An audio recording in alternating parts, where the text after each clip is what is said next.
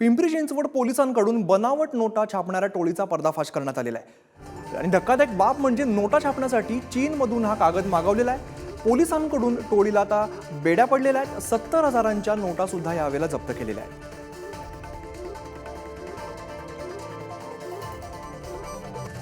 पिंपरी चिंचवडमध्ये एक धक्कादायक गोष्ट समोर आली, ज्यामध्ये 4 मित्रांनी मिळून व्यवसाय चालू केला, ज्यामध्ये त्यांनी पुण्यातून एक सेकंड हँड ऑफसेटची मशीन आणली, पण त्यामध्ये त्यांना नुकसान झालं आणि त्यानंतर त्यांनी काय करायचं ह्या नादामध्ये त्यांनी बनावट नोटा बनवायला सुरुवात केली।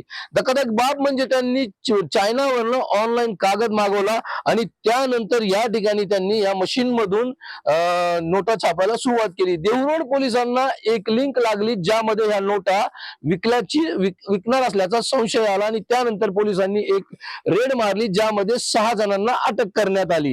एकंदरीत जर आपण बघितलं तर 500च्या ज्या नोटा आहेत त्या हुबेहूब ह्या ठिकाणी छापण्याचं काम त्यांनी चालू केलं आणि 70,000 रुपयाच्या नोटा त्यांनी या ठिकाणी जप्त केल्या। एकंदरीत त्यांना पोलिसांनी अटक केल्यानंतर त्यांना कोर्टात हजर केलं व त्यांना पोलीस कोठडी मिळालेली आहे। एकंदरीत गेल्या काही दिवसांपासून पुणे जिल्ह्यामध्ये ड्रग्ज असेल किंवा बनावट नोटा छापण्याचा जी मशीन आहे ती सापडल्यामुळे पोलिसांची कुठेतरी झोप उडाली असं म्हटलं तर वावगं ठरणार नाही। पण ह्या गुन्ह्याची व्याप्ती किती मोठी आहे हे मात्र काळच ठरवेल।